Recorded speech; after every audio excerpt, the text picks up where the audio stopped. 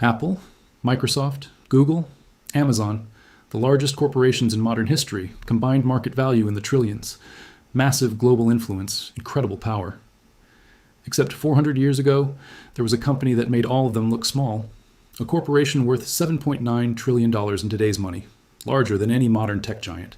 With 70,000 employees, its own 40 warship navy, its own 10,000 soldier army, and legal authority to wage war, sign treaties, mint currency, and execute prisoners. The Dutch East India Company, VOC, not just the world's first multinational corporation, not just the inventor of the stock market, something far more significant, the machine that taught capitalism how to scale violence, how to separate profit from responsibility, how to make murder a line item on a balance sheet, how to let investors in Amsterdam get rich while natives in Indonesia got exterminated, how to abstract consequence until it disappears from accounting entirely. This is finance through time. And this is the story of how a company invented the corporate structure that still dominates the world, how they discovered you can privatize profit while socializing violence, how they proved shareholders don't need to see blood to benefit from it, and how every modern corporation inherits their DNA. 1602, Amsterdam. Dutch merchants have a problem. The spice trade is incredibly profitable, but incredibly risky.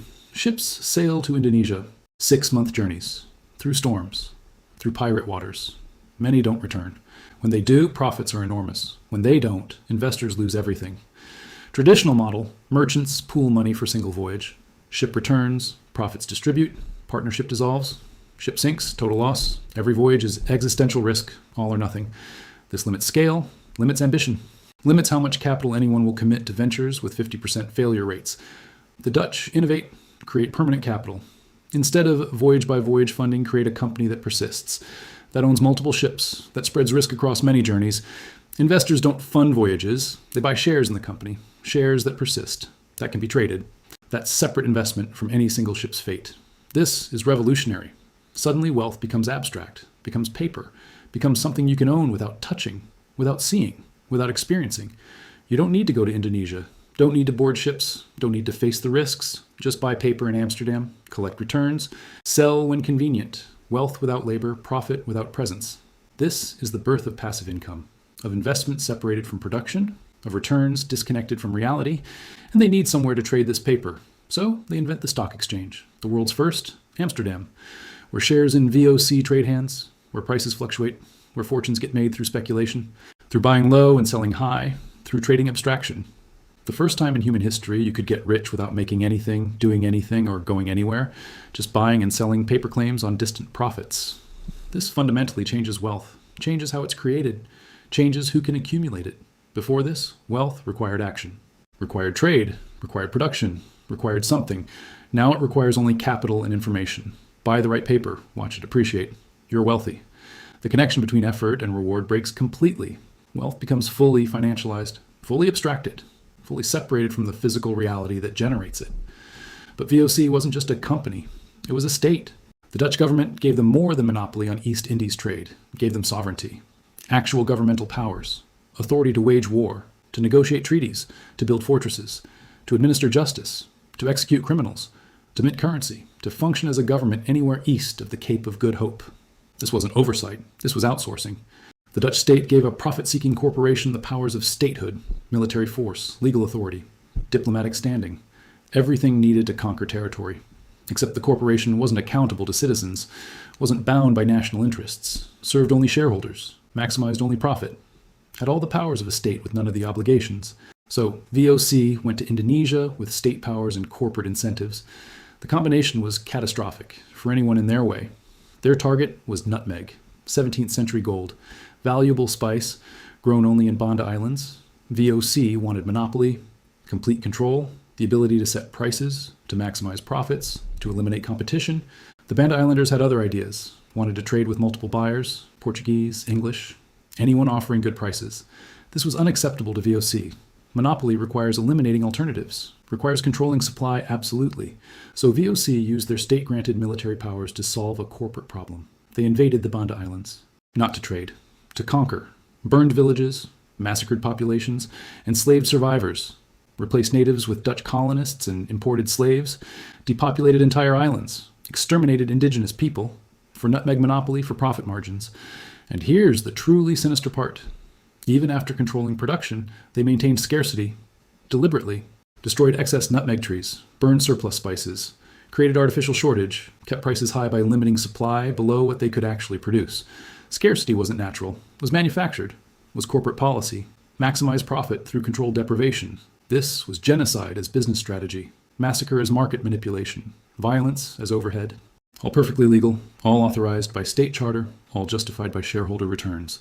Back in Amsterdam, investors saw none of this, never saw burned villages, never saw executed natives, never saw destroyed crops, saw only dividends, regular payments, steady returns, growing share prices.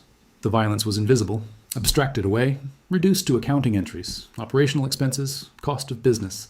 This is VOC's real innovation. Not the stock market, not joint stock structure, not permanent capital. Those are mechanisms. The real breakthrough is psychological, moral, structural, the complete separation of profit from consequence, the transformation of violence into spreadsheet entries, the laundering of blood into balance sheet profits. The massacre wasn't hidden, was documented, was known, but was categorized, filed under operational costs, military expenses, security measures. The language sanitized reality, made atrocity administrative, made genocide a budget line, and shareholders never had to confront what their profits required, never had to acknowledge the violence funding their wealth. Could remain morally pure while financially benefiting from brutality. This is the birth of corporate irresponsibility, of the shareholder model where ownership is divorced from accountability, where investors claim returns but disclaim responsibility, where profit is personal but cost is external, where benefit accrues privately while damage spreads publicly.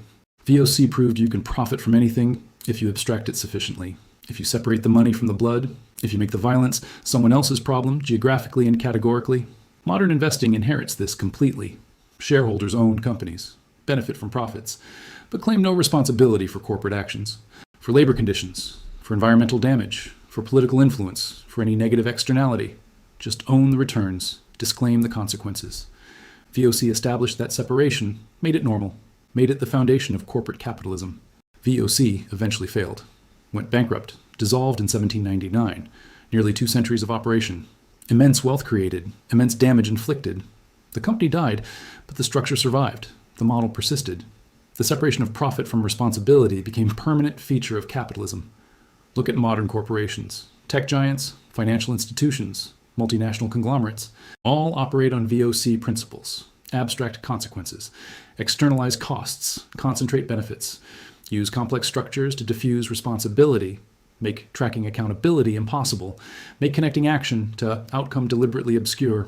Supply chains span continents, dozens of countries, hundreds of contractors, thousands of facilities. Who's responsible for labor conditions at the bottom? For environmental damage and extraction? For political corruption enabling operations? Nobody specifically, everyone generally. Responsibility so distributed, it becomes meaningless. Just like VOC shareholders claiming profit but not culpability. Tech companies source conflict minerals. Phones built with materials from warlord-controlled mines. Everyone knows. Nobody's accountable. The supply chain is too complex, too distributed, too abstracted. Users get devices. Miners get exploitation. Shareholders get returns. Nobody connects the dots, or admits connection if they do. Financial institutions invest in everything. Funds hold shares in weapons manufacturers, in fossil fuel companies, in private prisons. Investors claim clean hands. Just own the index. Just track the market. Not making decisions. Not taking positions. Just passive capital allocation, except that capital funds everything it touches, makes everything it enables possible. But the abstraction provides cover, provides deniability, provides the same separation VOC pioneered. The modern corporation is VOC perfected. Same structure, same separation, same abstraction of consequence, just more sophisticated, more layered, more difficult to trace. VOC proved the model works, proved you can profit from anything if you separate ownership from action sufficiently, if you make responsibility impossible to assign. If you turn consequences into externalities someone else bears. 400 years later, the VOC model dominates global economy. Corporations with state-level power. Shareholders who own but don't control. Don't oversee. Don't acknowledge. Just collect returns. Profit privatized. Responsibility distributed. Consequence abstracted. Violence rebranded as efficiency. Exploitation redefined as optimization. VOC taught capitalism its most important lesson. You don't need to hide the damage. Just need to separate it from the profit. Make it someone else's problem. Geographically, categorically, structurally, make the connection between wealth and violence too complex to trace, too distributed to pin down, too abstract to prosecute. Every share traded is VOC's legacy. Every dividend paid is their inheritance. Every shareholder claiming profit while disclaiming responsibility is their spiritual descendant. The company died. The model became immortal. Because it works, because it's profitable, because it lets everyone involved maintain plausible deniability while benefiting from systems they'd never publicly defend. This is Finance Through Time. We follow the money to show you that capitalism didn't discover efficiency. It discovered how to make violence invisible to those who profit from it. VOC disguised murders as corporate expenses. Do you think the supply chain exploitation behind the smartphones we use and brands we wear is just the modern version of the same balance sheet? Who is today's VOC? Let's discuss in the comments.